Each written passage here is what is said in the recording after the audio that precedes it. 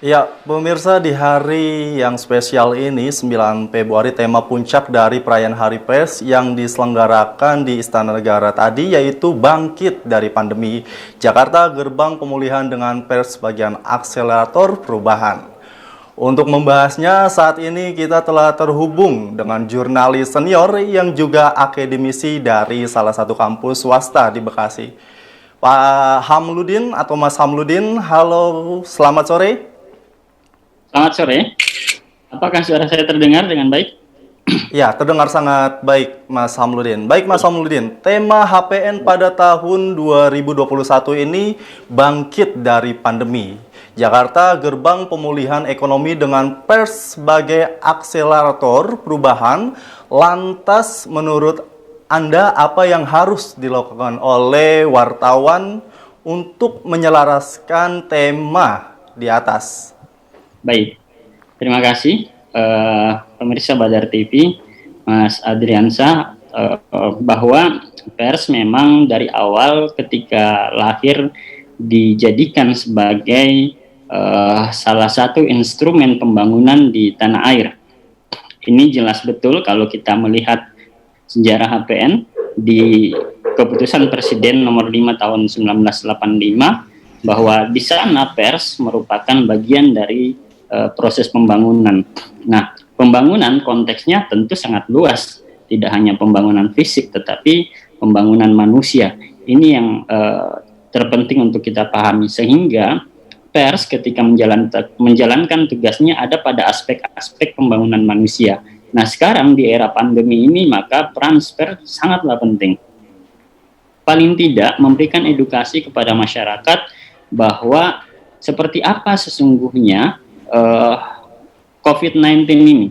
Di awal-awal kita melihat bagaimana fenomena yang begitu miris bagi kita, bahwa ketika misalnya ada yang meninggal karena COVID, kemudian sebagian masyarakat menolak untuk pemakamannya di daerahnya.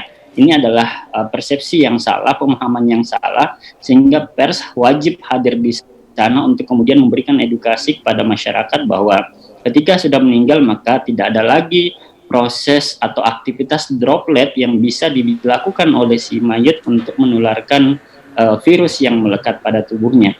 Hanya saja penanganannya memang patut untuk berhati-hati karena dikhawatirkan ada virus yang melekat di anggota tubuhnya yang kemudian menular ke pengurus jenazahnya.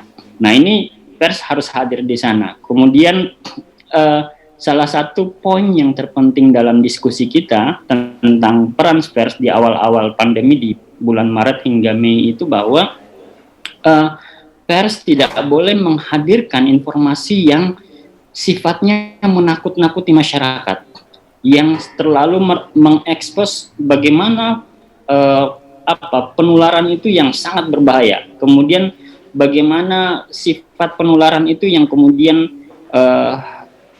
penyakit ini mematikan orang yang sudah tertular dan sebagainya. Ini kan sesuatu yang kemudian menimbulkan persepsi di masyarakat bahwa penyakit ini sangat berbahaya sehingga menimbulkan keresahan.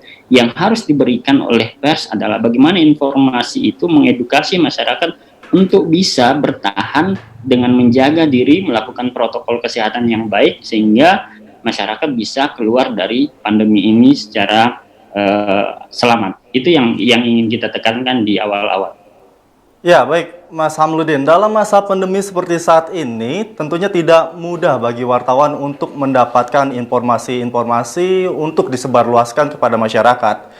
Bahkan tidak sedikit dari teman-teman kita yang kehilangan nyawa untuk memberikan informasi kepada masyarakat. Tidak sedikit pula perusahaan-perusahaan media yang gulung tikar akibat dampak pandemi ini. Nah, menurut Anda apa yang mesti dilakukan oleh wartawan untuk tetap bertahan di masa-masa seperti ini? Baik, tadi dikatakan bahwa tema dari HPN kali ini adalah akselerator pembangunan.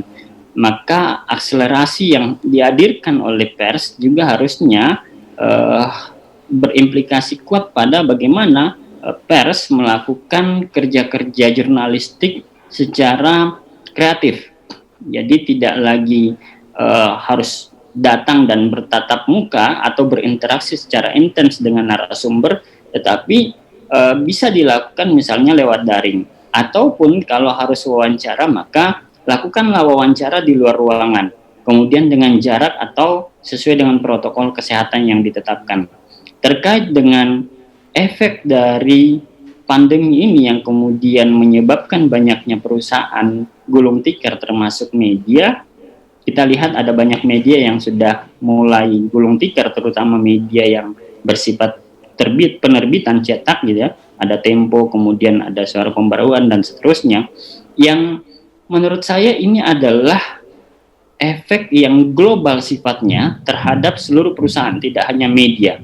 Sehingga akselerasi yang bisa dihadirkan media adalah bermigrasi dari yang konvensional menuju yang digital. Ini yang perlu dilakukan pertama kali. Kemudian pola kerja jurnalistik yang kreatif dengan memanfaatkan segala teknologi, saluran teknologi informasi, melakukan wawancara dengan narasumber lewat daring, atau melakukan wawancara via telepon, itu bisa dilakukan sehingga kualitas informasi bisa tetap terjamin kepada masyarakat. Begitu Ya, Mas di sini pada acara puncak peringatan Hari Pers Nasional di Istana Negara pada pagi tadi, Ketua PWI Atal SD Pari mengatakan bahwa pers berperan cukup penting dalam mensosialisasikan protokol kesehatan. Bahkan Presiden mengucapkan terima kasih atas edukasi yang dilakukan pers dalam menerapkan 3M. Nah, menurut Anda apakah sosialisasi itu sudah benar-benar efektif atau masih kurang hingga saat ini? Ya, sebenarnya kalau kita mengukur dari tingkat pemahaman masyarakat terhadap protokol kesehatan, maka saya bisa menyatakan bahwa sosialisasi yang dilakukan oleh media cukup efektif. Tinggal kesadaran dan kepatuhan masyarakat saja. Toh sampai saat ini kita semua masyarakat Indonesia sudah memahami bagaimana protokol kesehatan yang baik, bagaimana jaga jarak yang baik, bagaimana menggunakan masker yang baik. Nah, ini sudah kita pahami, artinya sosialisasi yang dilakukan oleh media itu sudah tersampaikan dengan baik. Kalaupun ada case di masyarakat bahwa pandemi menyebar dengan cepat karena protokol kesehatan yang rendah, maka saya katakan bahwa itu bisa pada aspek-aspek lain dari sosialisasi itu. Misalnya soal kepatuhan yang rendah, kemudian ada kejenuhan di masyarakat yang proses ini terlalu lama, sudah hampir setahun, yang kemudian membuat masyarakat itu tidak lagi betah ada di dalam rumah, tidak lagi betah menjaga jarak, dan seterusnya.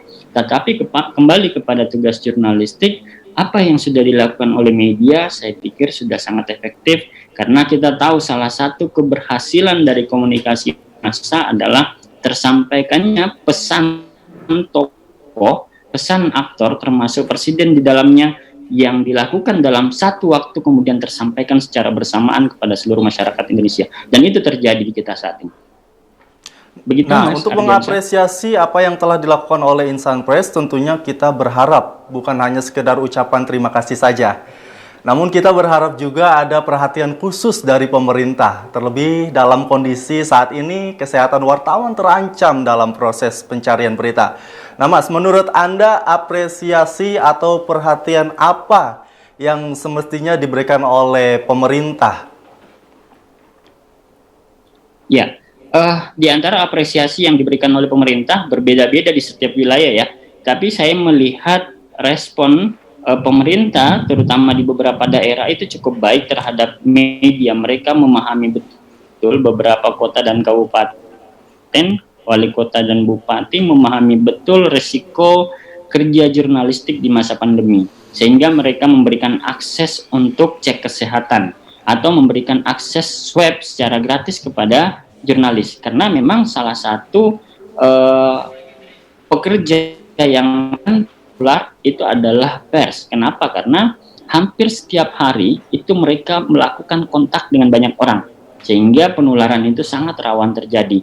Bahkan di awal-awal sudah banyak rekan kita jurnalis yang terpapar di awal-awal pandemi masuk di Indonesia di bulan Maret hingga periode Mei 2020, itu sudah banyak jurnalis yang terpapar, sehingga ini kita bisa mengatakan bahwa salah satu pekerja yang rawan terpapar itu adalah wartawan. Sehingga memang kita harapkan akselerasi yang dilakukan oleh wartawan dalam hal menyampaikan informasi berbanding lurus dengan layanan kesehatan yang mereka dapatkan. Tidak hanya dari pemerintah sebenarnya, tapi dari kantor perusahaannya juga itu kemudian bisa berkoordinasi dengan pemerintah untuk memberikan layanan kesehatan kepada para jurnalis di lapangan. Begitu Mas Ardiansyah. Iya, baik Mas Hamludin, tentunya terima kasih atas kesempatan waktunya di sore hari ini. Tentunya tetap jaya selalu wartawan Indonesia dan selamat Hari Pers Nasional. Baik, terima kasih. Selamat Mas Ardiansyah. Terima kasih teman-teman Badar TV.